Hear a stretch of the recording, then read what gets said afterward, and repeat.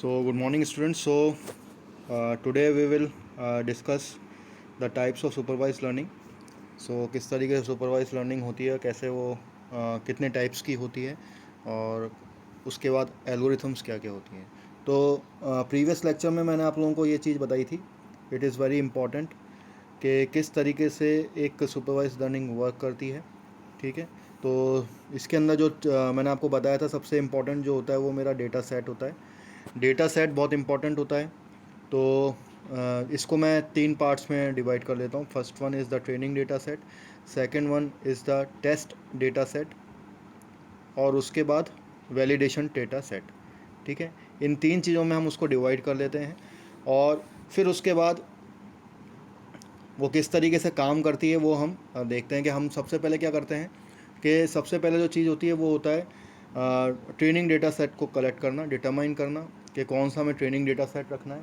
और उस training data set के अंदर हमें गैदर करना पड़ता है लेबल्ड डेटा सेट. तो लेबल्ड डेटा सेट मैंने आप लोगों को बता दिया था कि labelled data set is that data set which is already tagged with the output. ठीक है. उसके बाद मेरे को स्प्लिट करना पड़ता है डेटा सेट को, सबसे पहले ट्रेनिंग डेटा सेट में, टेस्ट डेटा सेट में और वैलिडेशन डेटा सेट में. ठीक है. और फिर उसके बाद मुझे डिटरमाइन करना है input features of the training data set which should have enough knowledge so that a model can accurately predict the output. उसके बाद मुझे उसके इनपुट फीचर्स बताने होते हैं, जैसे कि मैंने आपको बताया था फॉर एन एग्जांपल, जो हमने अभी एग्जांपल लिया था प्रीवियस स्लाइड में, स्क्वायर का, ट्राइंगल का और हेक्सागन का. ठीक है.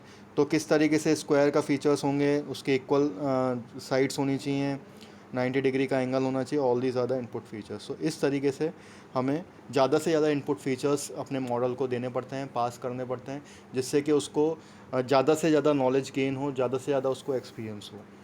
And determine the suitable algorithms for the model. ये बहुत इंपॉर्टेंट पार्ट है स्टूडेंट्स. जब मैं कोई भी मॉडल को डिज़ाइन करता हूँ तो उस मॉडल्स के लिए कौन सी मेरी एल्गोरिथम सूटेबल होगी वो मुझे आना बहुत ज़रूरी होता है.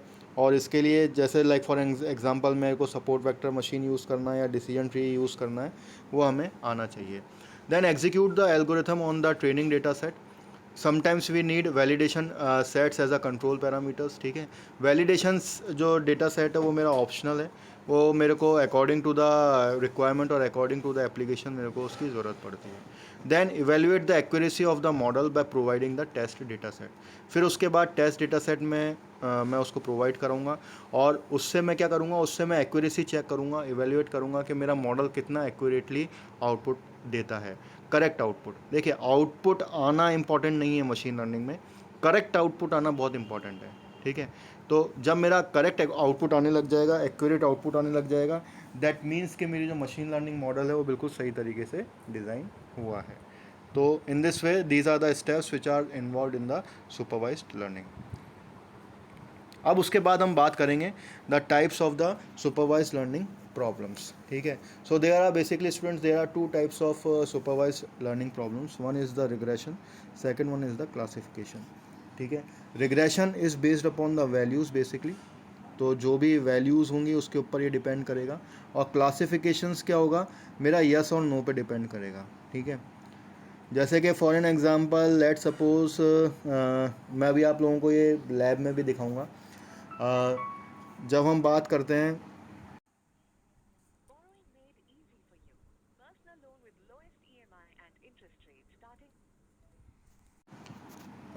कई बार हम लोग बात करते हैं, जब हम वैल्यूज़ की बात करते हैं या हमें प्रोडिक्शन करना है अपने हाउस का, कितना हाउस की उसकी वैल्यू होगी, तो वो हम देखेंगे एग्जांपल. तो जब हम वैल्यूज़ की बात करते हैं, जब हम नंबर्स की बात करते हैं, तब तो हमें रिग्रेशन काम में लेना होता है. और लेट सपोज़ कि अगर मेरे को इलेक्शन का प्रोडिक्शन करना है, ठीक है, इलेक्शन में कौन जीतेगा, कौन सी पार्टी जीतेगी, तो उसमें यस और नो आता है. ठीक है. कोई बोलेगा यस, कोई बोलेगा नो. तो इस तरीके से मेरे को सर्वे करना पड़ता है.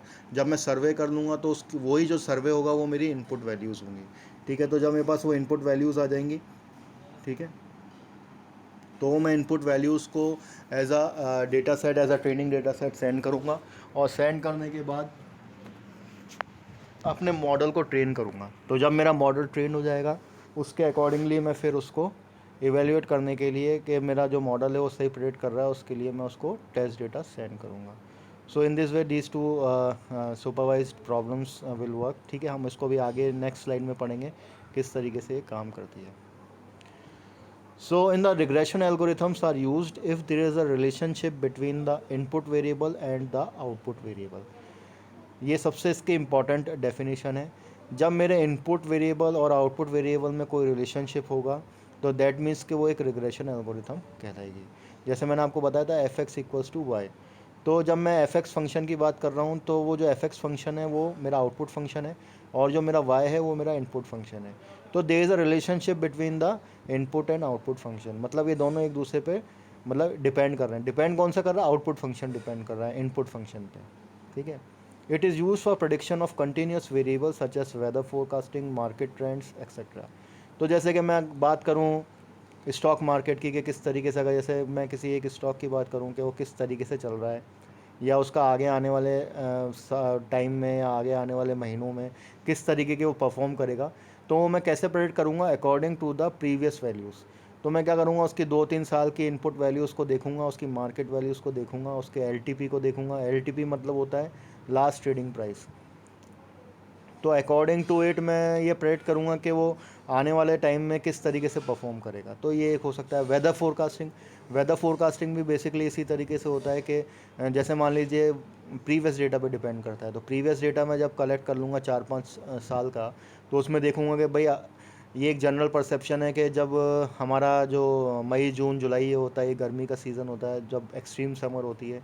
उसके बाद जुलाई के बाद जुलाई अगस्त सितंबर तक हमारे पास रेनी सीज़न होता है। उसके बाद अक्टूबर नवंबर दिसंबर जनवरी फरवरी तक विंटर रहता है, स्प्रिंग रहती है। तो ये हमारे सब एक तरह का एक हमारा जनरल परसेप्शन है। लेकिन कई बार आप लोगों ने देखा होगा कि सर्दियों में भी बारिश हो जाती है, ठीक है। और उसके बाद गर्मी जब एक्सट्रीम समर होती है तब भी रेनफॉल होता है। तो ये कुछ अलग अलग वैल्यूज़ आने लग जाती हैं अपार्ट फ्रॉम द जो हमारा जो एक नॉर्मल ट्रेंड है उससे। तो ये सब चीज़ें कहाँ पता चलेंगे हमें? वेदर फोरकास्टिंग में। तो जब मैं इस तरीके इनपुट वैल्यूज़ अपने मॉडल को दूंगा तो वो मॉडल ये समझने लग जाएगा कि हाँ अगर इस तरीके का मौसम होगा, अगर इस तरीके, अब उसमें क्या होता है जो मेरे इनपुट फीचर्स होंगे वो क्या होंगे कि भाई इस समय जैसे मान लो एक आज की तारीख की बात करूं कि आज तारीख को रेनी सीज़न हुआ था झालावाड़ में, ठीक है। तो उस वो फीचर्स वो लेगा। तो अब उस फीचर्स को से मशीन ट्रेंड हो गई है। तो वो हो सकता है कि अगर मान लीजिए ये ट्रेंड हर साल कंटिन्यूसली रिपीट हो रहा है, इसी तारीख को या इसके आसपास की तारीख में रेनी सीज़न हो जाता है या रेनफॉल होता है झालावाड़ के अंदर, तो वो क्या होगा कि इस चीज़ को प्रेडिक्ट कर लेगा। तो जब जैसे ही इस डेट की बात आएगी as a test data set, तो वो बताएगा कि हाँ हो सकता है कि रेनफॉल हो जाए। तो इसी वजह से आप लोगों ने देखा होगा हमारा आज का जो वेदर फोरकास्टिंग है वो बहुत ही ज़्यादा एक्यूरेट हो चुका है। पहले के जो वेदर फोरकास्टिंग थे वो इतने एक्यूरेट नहीं थे क्योंकि वो मशीन लर्निंग मॉडल्स पे बेस्ड नहीं थे। लेकिन जो आजकल के वेदर फोरकास्टिंग जो है वो मशीन लर्निंग पे बेस्ड है, ठीक है। तो वो काफ़ी जो उनके जो ट्रेंड्स जो उनके जो आउटपुट्स आते हैं वो एक्यूरेट आते हैं। So below are the some popular regression algorithms which come under supervise learning. तो ये रिग्रेशन एल्गोरिथम्स हैं, रिग्रेशन सुपरवाइज्ड लर्निंग एल्गोरिथम्स हैं। तो according to our need, according to our किस तरीके हमारी रिक्वायरमेंट है, हम जो है अपनी एल्गोरिथम्स को चूज़ कर सकते हैं। So these algorithms are nothing but the linear regression, जो सबसे पॉपुलर एल्गोरिथम है सुपरवाइज लर्निंग की, ठीक है। सुपरवाइज्ड लर्निंग के रिग्रेशन एल्गोरिथम्स की सबसे पॉपुलर है लीनियर रिग्रेशन, फिर उसके बाद रिग्रेशन ट्री, फिर नॉन लीनियर रिग्रेशन, फिर बायस लीनियर रिग्रेशन और पॉलिनॉमियल रिग्रेशन। तो ये सारी हमारी रिग्रेशन एल्गोरिथम्स हैं। तो बेसिकली स्टूडेंट्स क्या है, अगर मैं ब्रॉडली बात करूँ तो मशीन लर्निंग है। मशीन लर्निंग का टाइप है supervise learning. Supervise learning based upon the two problems, ठीक है। एक होता है रिग्रेशन। रिग्रेशन का मतलब ये होता है कि जब मेरी इनपुट और आउटपुट वैल्यू उसमें कोई रिलेशनशिप हो, ठीक है, तो वो क्या कहलाएगा? रिग्रेशन कहलाएगा। लेकिन अगर उसका क्लासिफिकेशन क्या होता है वो हम आगे देखेंगे। क्लासिफिकेशन प्रॉब्लम क्या होती है वो हम आगे देखेंगे। रिग्रेशन में ये होता है कि जब मेरा इनपुट और आउटपुट के बीच में, इनपुट वेरिएबल और आउटपुट वेरिएबल में कोई जो मेरा रिलेशन होगा तो वो हम लोगों को देखना है। तो ये सबसे इम्पॉर्टेंट पार्ट है रिग्रेशन एल्गोरिथम का, ठीक है। तो अगर आपसे कोई पूछता है कि रिग्रेशन सुपरवाइज लर्निंग एल्गोरिथम्स क्या होती हैं, उसका क्या डेफिनेशन होता है, तब आपको यही बताना है कि when there is a difference, when there is a relationship between the input variable and the output variable, then that algorithm or that problem is known as the regression algorithm supervised learning. So basically regression algorithms जो होती हैं वो supervised learning के under ही आती हैं। अब वो कौन कौन सी एल्गोरिथम्स हैं, वो टाइप्स ऑफ एल्गोरिथम मैं बता देता हूँ आपको। सबसे पहले होता है लीनियर रिग्रेशन।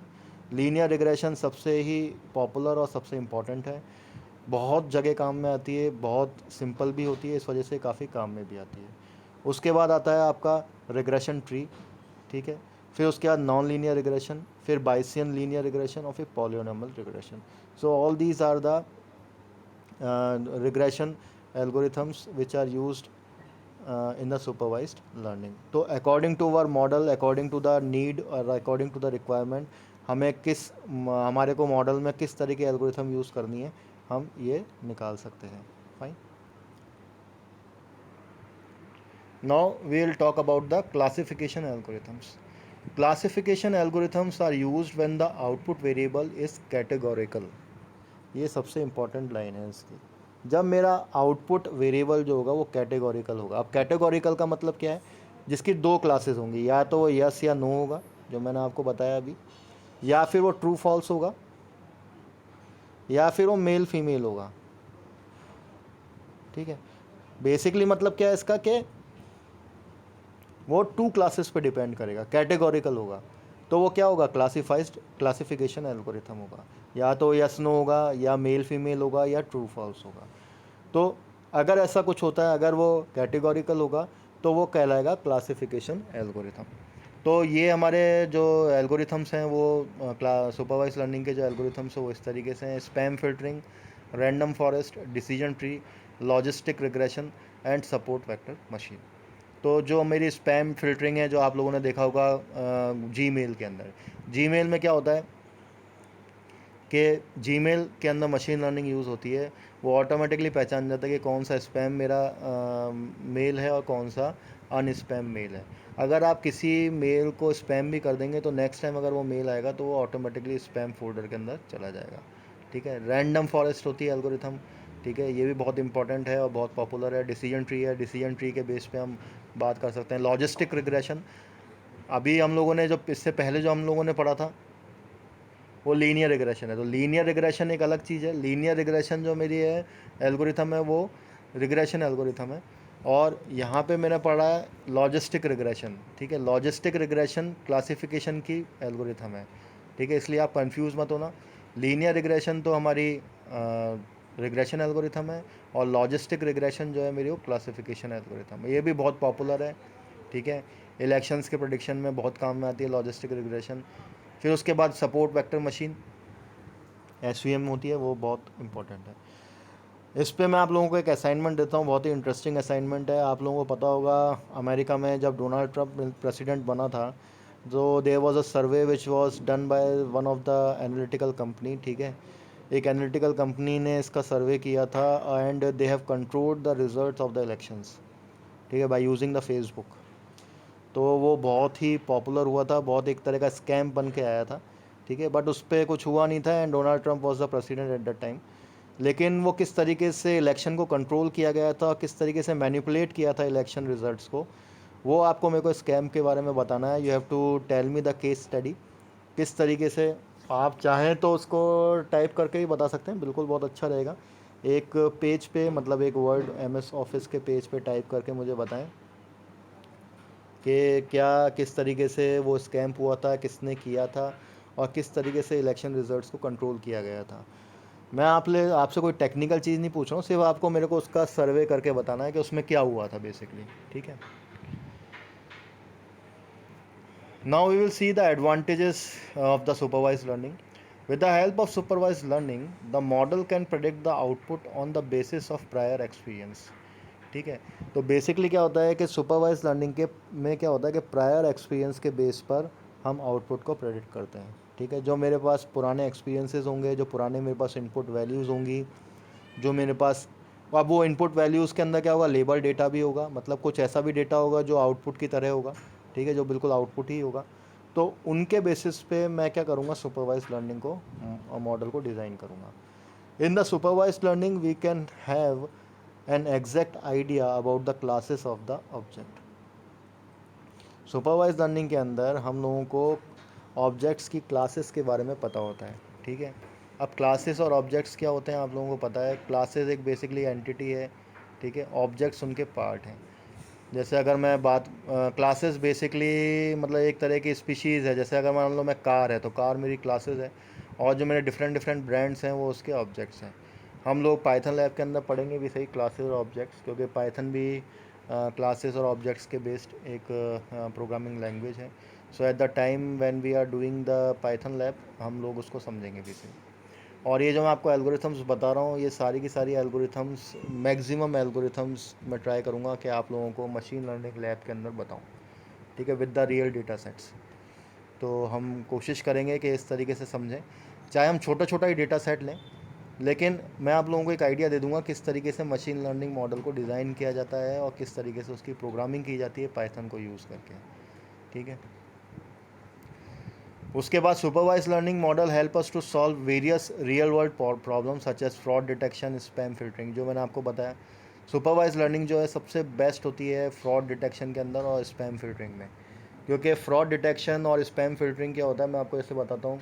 लेट सपोज के you are using a credit card, ठीक है। अब क्रेडिट कार्ड के अंदर क्या होता है कि क्रेडिट कार्ड नंबर और उसकी एक्सपायरी डेट और CVV, अगर ये तीन चीज़ें मेरे को मिल जाएं तो I can use the credit card, मतलब I can use any of the, किसी का भी मैं क्रेडिट कार्ड यूज़ कर सकता हूँ, ठीक है। अब क्या होता है इसमें, लेट सपोज़ कि आप इंडिया में रहते हैं, इंडिया के रेजिडेंट हैं और आप इंडिया से ही ऑनलाइन परचेज़ करते हैं और सारी परचेज़ जो है आप इंडिया में ही करते हैं। आप तो कुछ फीचर्स होते हैं जो मॉडल को डिज़ाइन करते वक्त बनाया जाता है। वो क्या होता है, लेट सपोज़ कि आप क्रेडिट कार्ड यूज़ करते हैं, ऑनलाइन परचेज़ करते हैं, तो आप छोटी छोटी परचेज़ करते हैं। लेट सपोज़ कि आपने 1500 की कर ली, 2000 की कर ली। तो जब हम परचेज़ करते हैं, ऑनलाइन परचेज़ करते हैं, तो उसके अंदर क्या होता है कि हमारी लोकेशन जाती है कि हमने कहाँ से किया, ठीक है, हमने इंडिया रह के ये परचेज़ करी है, और अमाउंट कितना यूज़ किया। जैसे मैं 1500 यूज़ कर रहा हूँ, मैं 2000 कर रहा हूँ, या ज़्यादा से ज़्यादा एट मैक्स मैंने 5000 तक की कोई परचेज़ करी है। नाउ लेट सपोज़ कि आपका क्रेडिट कार्ड हो जाता है चोरी और किसी के पास चला जाता है, या फिर आपके क्रेडिट कार्ड की डिटेल्स किसी के पास चली जाती हैं और वो शेयर हो जाती हैं। अब वो मान लीजिए कहीं किसी और लोकेशन पे बैठ के आपके क्रेडिट कार्ड की डिटेल्स को यूज़ करके ऑनलाइन परचेज़ कर रहा है, ठीक है। अब उसमें क्या होता है कि ये मशीन लर्निंग मॉडल इस तरीके से काम करता है कि लेट सपोज़ कि आपकी सबसे पहले क्या होगा कि लोकेशन चेंज हो जाएगी, और दूसरा वो क्या होगा, जो फ्रॉड वाला होगा, जो ये चोरी कर रहा होगा, वो चाहेगा कि मैं ज़्यादा से ज़्यादा पैसे की चोरी कर लूँ। तो लेट सपोज़ कि अब उसने एकदम से परचेज़ करी 50,000 की या 1 लाख रुपीज़ की, या आपकी मैक्सिमम जो आपके क्रेडिट कार्ड की लिमिट थी उतनी।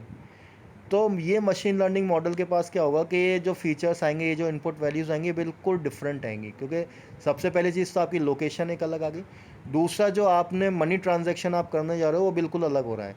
क्योंकि आपका पिछले 5 साल, लेट्स सपोज आप 5 साल से क्रेडिट कार्ड यूज़ कर रहे हो, तो पिछले 5 साल की अगर वो इनपुट वैल्यूज़ देखेगा तो उसमें जो आपकी एवरेज परचेज़ है वो 3000, 3500 या मैक्सिमम 5000 तक की थी।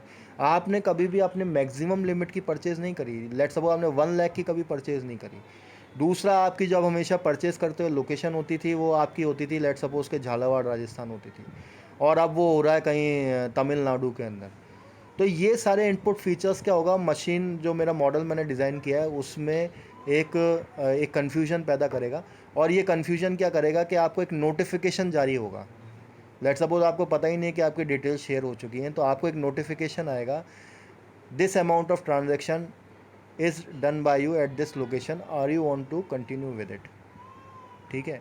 आप ये ऑनलाइन ट्रांजेक्शन आपके कार्ड के थ्रू किया जा रहा है, इस लोकेशन से किया जा रहा है, क्या आप ही ये कर रहे हैं, हाँ या ना, ठीक है। तो आप अपन अगर ये मान लीजिए अपने पास नोटिफिकेशन अगर अपन नहीं कर रहे होंगे तो नो करेंगे तो तुरंत वो कार्ड ब्लॉक हो जाएगा और ट्रांजैक्शन नहीं होगा, ठीक है। लेकिन अगर अपन ने नहीं किया, अपन ने यस कर दिया, तो वो ट्रांजैक्शन आगे कैरी फॉरवर्ड होगा। सेम केस होता है अगर कोई मान लीजिए इंटरनेशनली आपके कार्ड को यूज़ कर रहा है विद द मैक्सिमम लिमिट, तो वो इस तरीके से उस कार्ड को ब्लॉक किया जा सकता है। तो these are the algorithms which are use in the fraud detection. उसी तरीके से डिजिटल सिग्नेचर में होता है। तो there are different different kind of applications based on the supervised learning. अब किसी भी लर्निंग का, किसी भी मॉडल का या किसी भी चीज़ का कुछ एडवांटेज होता है तो कुछ डिसएडवांटेजेस भी होते हैं। So let's discuss the disadvantages of the supervised learning. सबसे पहला होता है supervised learning models are not suitable for handling the complex task. जब भी हम कॉम्प्लेक्स टास्क की बात करते हैं तो उसके अंदर सुपरवाइज लर्निंग क्या होती है, फेल हो जाती है। क्योंकि बेसिकली क्या होता है कि हर वक्त हमें जो ट्रेनिंग डेटा सेट मिलने वाला है वो लेबल्ड नहीं मिलने वाला, वो प्रोसेस डेटा सेट नहीं मिलने वाला। अगर मैं प्रैक्टिकल एप्लीकेशन की बात करूँ तो हमें अनलेबल्ड डेटा मिलेगा, मतलब एक रॉ डेटा मिलेगा, हमें उस रॉ डेटा में से अपने मॉडल को प्रेडिक्ट करना होता है। ठीक है, तो जो अनसुपरवाइज लर्निंग होती है वो कॉम्प्लेक्स टास्क को सॉल्व करने के लिए ज़्यादा काम में आती है। Supervised learning cannot predict the correct output if the test data is different from the training data set। बिल्कुल ये सबसे इम्पॉर्टेंट बात है। अगर मेरा टेस्ट डेटा और मेरा ट्रेनिंग डेटा सेट है वो अगर डिफरेंट ही हो गया तो मेरा सुपरवाइज लर्निंग प्रेडिक्ट नहीं कर सकेगा किसी भी चीज़ को। ठीक है, training required lot of computation time. ठीक है, अब ट्रेनिंग डेटा सेट को ट्रेन करने के लिए कंप्यूटेशन टाइम की ज़रूरत पड़ती है, लगता ही है, बट ऑब्वियस है कि ट्रेनिंग के मतलब जब मैं ट्रेन करूँगा अपने मॉडल को तो उस पर को टाइम लगेगा। In supervise learning we need enough knowledge about the class of object. बिल्कुल, मुझे ऑब्जेक्ट के सारे इनपुट फीचर्स की सारी नॉलेज होनी चाहिए इन द सुपरवाइज लर्निंग। तो बेसिकली अगर मैं बात करूँ कि जो भी हम लोगों ने सुपरवाइज लर्निंग के अंदर पढ़ा है, जो भी उसकी क्वालिटी है, वही बेसिकली उसका डिसएडवांटेज है। सबसे पहली चीज़ कि वो कॉम्प्लेक्स टास्क को नहीं परफॉर्म कर सकता। दूसरा, there should be a relationship between the training data set and the test data set. Basically होता क्या है कि ट्रेनिंग जो डेटा सेट होता है वही मेरा डिवाइड होता है ट्रेनिंग डेटा सेट में भी और टेस्ट डेटा सेट में भी और वैलिडेशन डेटा सेट में भी। तो ये बहुत उसका इंपॉर्टेंट पार्ट होता है। उसके बाद जब ट्रेनिंग कराता हूँ मैं तो उसमें काफ़ी कंप्यूटेशन टाइम रिक्वायर होता है, तो इस वजह से भी वो प्रॉब्लम करता है। ठीक है, और जो मेरे इनपुट फीचर्स हैं उनकी सारी नॉलेज मेरे को होनी चाहिए in the supervise learning. So these are the disadvantages of the supervise learning. और फिर in the next lecture we will see, हम देखेंगे कि अनसुपरवाइज लर्निंग कैसे होती है और किस तरीके से वो काम करती है। सो आई होप कि आप लोगों को समझ में आ गया होगा सुपरवाइज लर्निंग क्या होती है, सुपरवाइज लर्निंग के टाइप्स क्या होते हैं, कौन कौन से प्रॉब्लम होते हैं। एक तो होता है आपका रिग्रेशन प्रॉब्लम, दूसरा होता है क्लासिफिकेशन प्रॉब्लम। उसके बाद रिग्रेशन की कौन कौन सी एल्गोरिथम्स होती हैं, लीनियर रिग्रेशन। उसके बाद आपकी पॉलिनोमियल रिग्रेशन हो गया। उसके बाद नॉन लीनियर रिग्रेशन हो गया। ठीक है, बायस रिग्रेशन हो गया। So these are the all algorithms use in the regression techniques. और लीनियर रिग्रेशन के अंदर जो मेरा आउटपुट फंक्शन होता है और जो इनपुट फंक्शन होता है, जो इनपुट वेरिएबल या आउटपुट वेरिएबल जो होता है, उनके बीच में रिलेशनशिप होना चाहिए। बट क्लासिफिकेशन के अंदर क्या होता है कि जो मेरा इनपुट और आउटपुट होता है वो कैटेगोरिकल होता है। कैटेगोरिकल मतलब या तो यस नो में होगा, या फिर ट्रू फॉल्स में होगा, या फिर मेल फीमेल में होगा। तो जब इस तरह का मेरे पास इनपुट डेटा आएगा, इस तरह का इनपुट लेबल डेटा आएगा, तो मेरे को क्लासिफिकेशन प्रॉब्लम यूज़ करनी चाहिए। ठीक है, क्लासिफिकेशन प्रॉब्लम्स जो है जो उनके एल्गोरिथम्स में वो सपोर्ट वेक्टर मशीन है। ठीक है, लॉजिस्टिक रिग्रेशन है। लॉजिस्टिक रिग्रेशन और लीनियर रिग्रेशन वो अलग अलग चीज़ें हैं। ठीक है, उसके बाद और अलग अलग तरह के एल्गोरिथम्स हमने उसमें देखी थी, जैसे डिसीजन ट्री हो गया, रैंडम ट्री फॉरेस्ट हो गया। तो ये सारी की सारी एल्गोरिथम्स हमारे काम में आएंगी और इन्हीं एल्गोरिथम्स को हम लोग इम्प्लीमेंट भी करेंगे in the machine learning lab sessions. So I hope के you understand by this the basics of the supervise learning. ठीक है, सुपरवाइज लर्निंग काम कैसे करती है वो भी हमने पढ़ लिया है। So in the next lecture we will discuss the unsupervised learning. So by this I end up the lecture. Thank you.